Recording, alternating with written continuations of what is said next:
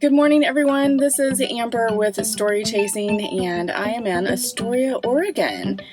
I am at the very start of 3 different Oregon Coast quest drive. There's a northern quest drive, a central, and a southern. So I'll be doing that over the next month and bringing that to you. It's from the National Geographic 300 Scenic Highways and Byways book that I've been following, and if you want to find out more about all of the quest drives I've done, you can go to my blog, which is storychasing.com, and see exactly where I'm at in my quest of accomplishing all 300 of the National Geographic Scenic Highways and Byways.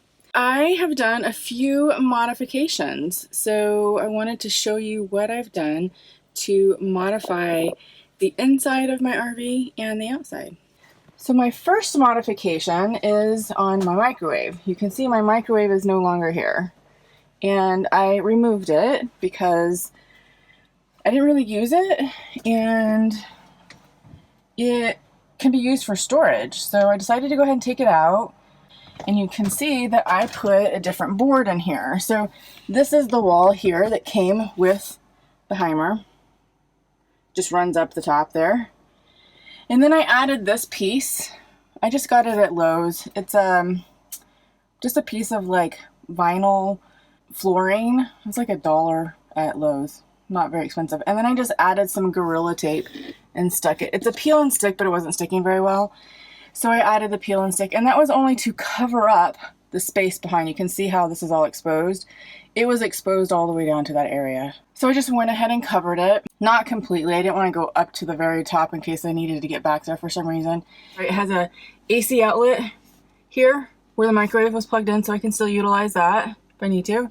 I just removed it by taking the bolt out right here. And that bolted into the microwave.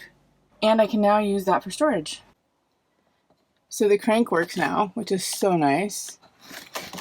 Open, open, open. Look at that. And it's works perfectly. I love it. So the problem is the crank was stripped out. Yeah, so I'm super excited about that roof vent being done now. It provides even more ventilation, and oh, it's just amazing. All right, so the next thing requires us to actually go outside. This one I really super love too. So make sure you stay to the end of this video. I have some exciting news to tell you, and I'm going to announce it at the end of this video, so stay tuned. And we're going to go explore Astoria today. Here is what changed. Look at my tires. They are all-terrain tires. They had all-weather tires on them before, and which is what came with the Heimer. But these are the BF Goodrich all-terrain KO2s. I got them in the exact same size, which is the LT225s. Some people have said that they actually replaced them with the LT245s, but the problem is, if you can see right here, there's not a lot of space in between. So with the LT245s, they're much bigger, and they're kind of rubbing there. So I just went with the same size that I had. I went to Discount Tire over in Mount Vernon, Washington, and got the KO2s installed. It's amazing to see the difference in the tread between the two.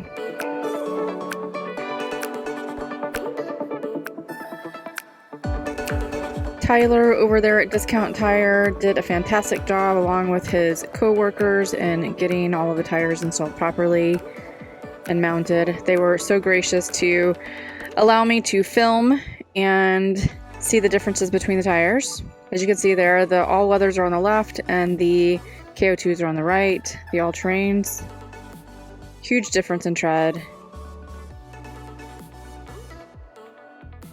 Overall, I was really happy with the service over there at Discount Tire. Appreciate them accommodating me. They didn't even have the tires in stock when I called the day before, and they got them in rushed and installed the next day. I love these tires. So much better than the all-weathers. So one of the reasons that I went with the all-terrain tires is because it has more aggressive tread on it. Now, the Heimer came with the all-weather tires, and those are fine. There's nothing wrong with them. It's just that I typically stay in national forest land and BLM land where it's more rocky or sandy, or, you know, areas where it can get muddy. And I've gotten stuck twice before, which you guys know. So I want to make sure that I can get in and out without any problems. The Heimer is a 2-wheel drive, not a 4-wheel drive, so that hinders it a little bit. So I wanted to get the all-terrain tires that can really handle those particular types of areas a little bit better, especially rocks. I didn't want to puncture a tire or anything. So I'm very pleased with the tires so far. There's a trade-off, right? When you get these types of tires, you're going to lose efficiency as far as how many miles per gallon you're going to get. I was getting 16 to 17 miles per gallon before. Now I'm getting right around 14.5 to 15 miles per gallon because of the change of tires. It's not bad. I mean, I'm losing like 1 to 1.5 miles per gallon. I mean, I guess you can say that's a lot. It's about 15% roughly. That can be significant when you're thinking about the overall miles per gallon that you're getting when it's already so low compared to a normal vehicle. But it is a trade-off, and I feel like it's worth it. I also did get the Max Tracks. If you're not familiar with Max Tracks, I have a good friend of mine who has been telling me I need to get Max Tracks because I got stuck twice before in sand. These Max Tracks actually help you get unstuck. So you can fit them underneath your tires when you get stuck. You can also use them to dig yourself out of sand. So I put them under my bed because they're kind of big and I didn't have any good place to put them. Alright, so here's my bed. And you can see, I just slid them right under one of the trifolds. But these are the Max Tracks. See how it has that aggressive nubby thing on it? There's 2 of them. And that will help you get out of any jams you're in. So I went ahead and got those. Found a convenient spot under there. And that works for me. Alright, so Lily and I are going to go for a walk. I'll take you down there with me. There's some sea lions that I did hear last night in my spot over here. So the spot that I found last night was actually off of the Chamber of Commerce website, which was kind of interesting. This map that you could get from the Chamber of Commerce that shows that they have free overnight parking over here. So I was really shocked and surprised. There's just really not a lot of free parking over here, especially on Compendium or any of those other apps that you can use to find free BLM or National Forest. You're kind of in the city, so it's a little bit more challenging. But yeah, this was a great spot. It's close to the water. I could hear the sea lions last night. It wasn't too bad. I did have a little bit of a hard time falling asleep, but we're gonna walk down to the water and see what's going on down there. This is how close we are.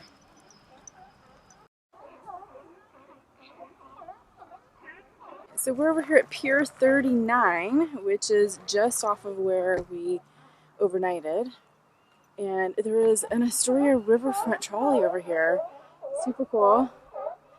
Can you hear the sea lions? They're loud and they're really far away. They're like right over here. They're way over there in the distance. But they sound like they're really up close.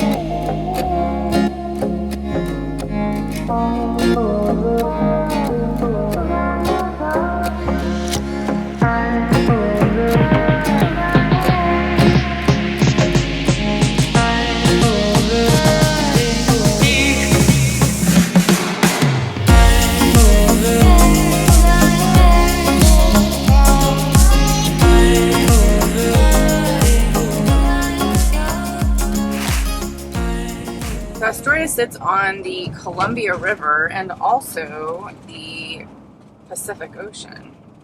It's right at the very northwest tip of Oregon.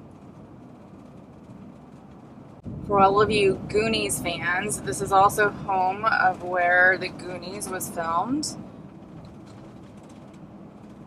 You'll laugh, I've never seen the movie. I know that there's a lot of fans of this area. Maybe I should watch it while I'm here.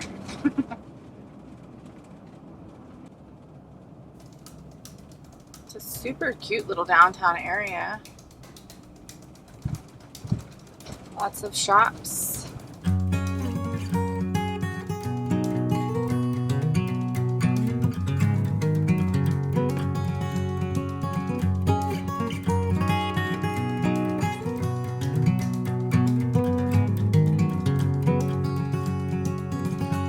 all night on a big white ship. Seagulls were dancing all around. I woke up with a sunrise on the sea. Such a precious gift to me. The salty breeze and the waves, the slow pace, the salty breeze and the waves. I'm at a right place.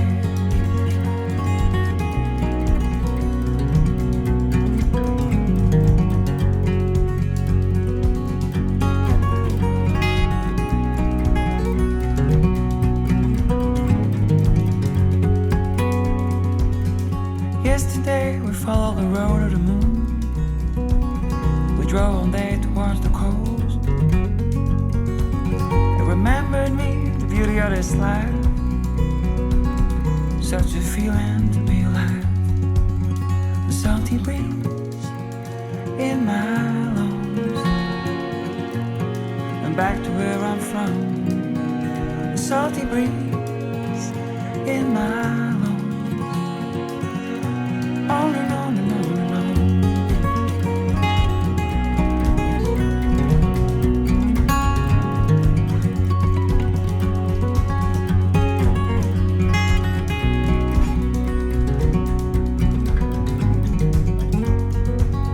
Salty breeze and the waves, the slower pace, the salty breeze and the waves.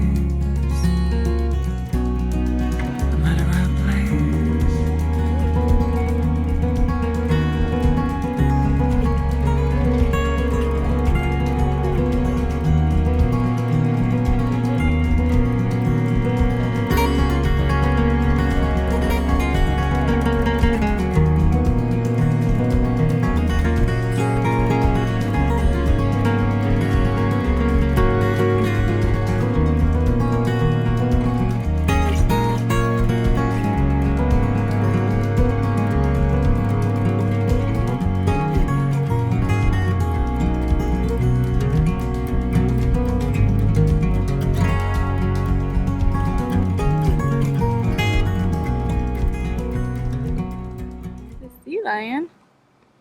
He's just by himself.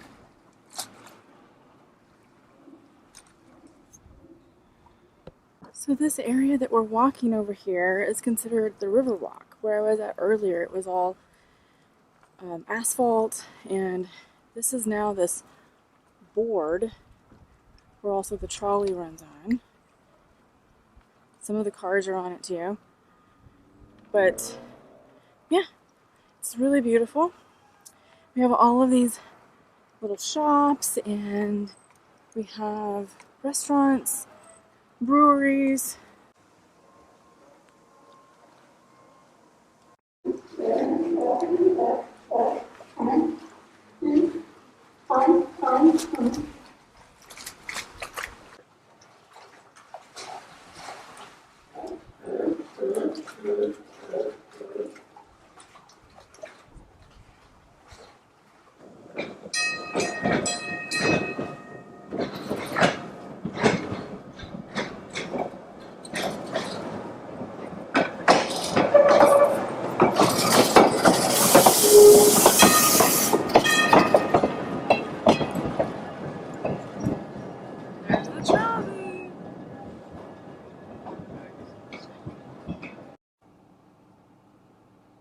I think Lily was tired from the walk.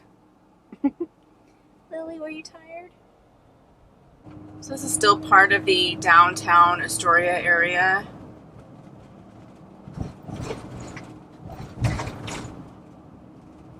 And we've got our bridge that connects Washington and Oregon. It's a very, very long bridge. I swear you're on it and you feel like it just keeps going on and on forever. And it can get very windy up there. See how long it is? It's really long. You can see it right there.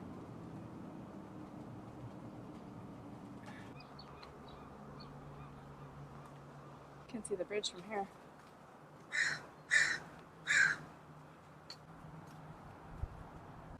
This is a much better view.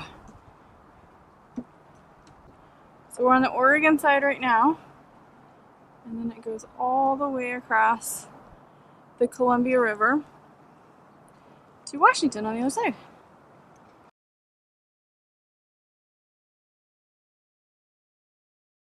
Headed over the 101 South.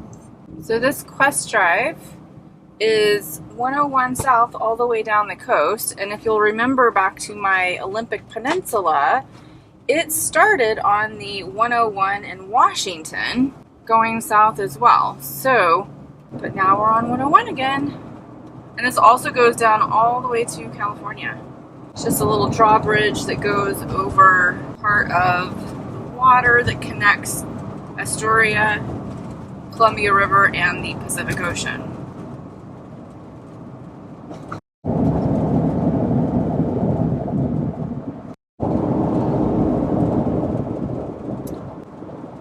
Is where we are going, to Fort Stevens State Park. I did look it up ahead of time. The annual pass for the Oregon State Park is $30 for 12 months. And I'm going to go ahead and purchase it. It's usually $5 a day for parking. So I would literally have to stay somewhere in the park 6 times to make up for the cost. And I'm going to be in Oregon for probably a month and a half. So I think it'll be well used and make up for the cost.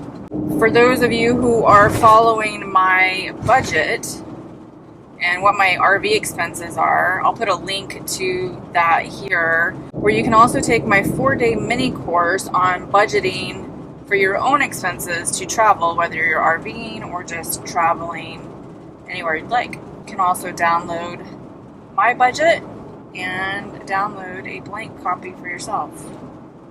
It's a free course. So if you're following that, then when I pay for this expense, I didn't actually budget for this on the park permit fee area because I usually only purchase like one a year.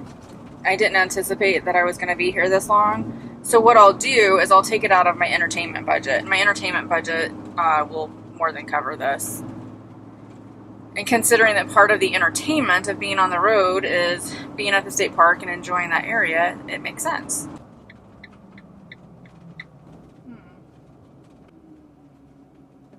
Well, we made it out to the Pacific Ocean.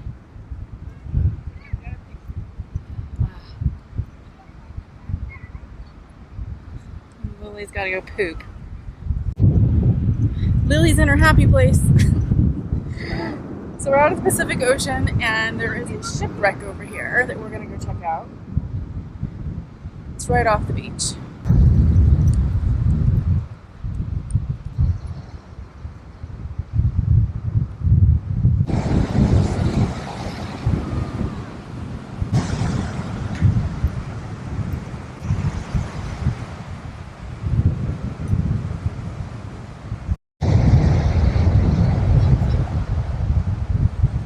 Alright everyone, so for the surprise, I said in the beginning that there was going to be a big reveal and surprise at the end of this video, and just wanted to let you guys know that I have finally put together my story chasing fan page, which is on the Patreon website.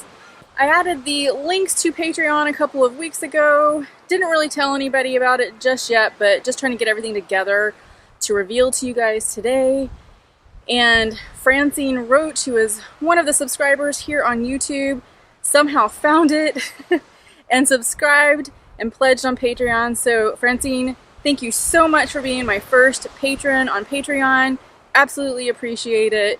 You subscribed when there was nobody on there, so thank you. So here's the deal. I created this page for you guys, and I created it with some of the ideas that you guys had given me about things that you were looking for. So I hope I did a good job. There's several different reward levels on there for however amount you want to pledge per creation. And these are the items that you guys had told me that you wanted. So what I would love to do, if you guys are willing, is I'm gonna do a live Q&A video on YouTube on this Saturday at 10 a.m. Pacific Standard Time.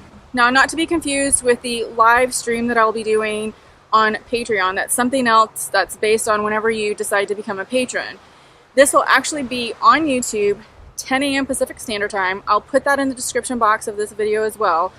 But what I'd like to do on there is I'd like to talk to you guys some more about this particular page. I want you to go on there, look at the Patreon page, look at the different reward levels, tell me what you think. Did I completely miss the boat on it? Is there something else that you guys want? Again, this is really good feedback for me and for you guys. I set this up for you guys, so I really want to make sure that I got it right.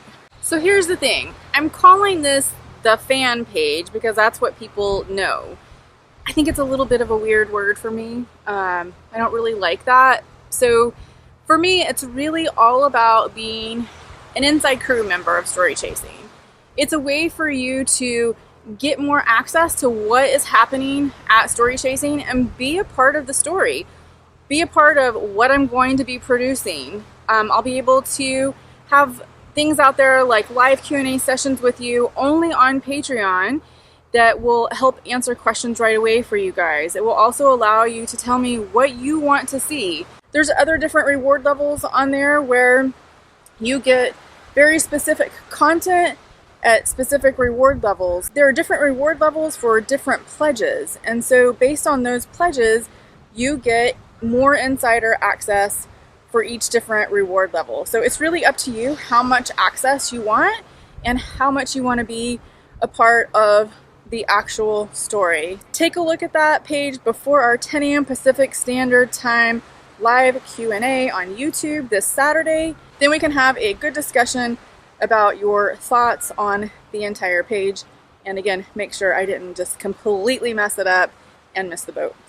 So to all of you who have not subscribed yet to the Story Chasing Crew page on Patreon, you can find the link at the top of the YouTube channel on the cover page. I'll also put it in the description box of this video so you can click on it and get to the Patreon page that way. So that is the big reveal, my 2-in-1. The first one was the Story Chasing Crew fan page. The second is having my first live Q&A.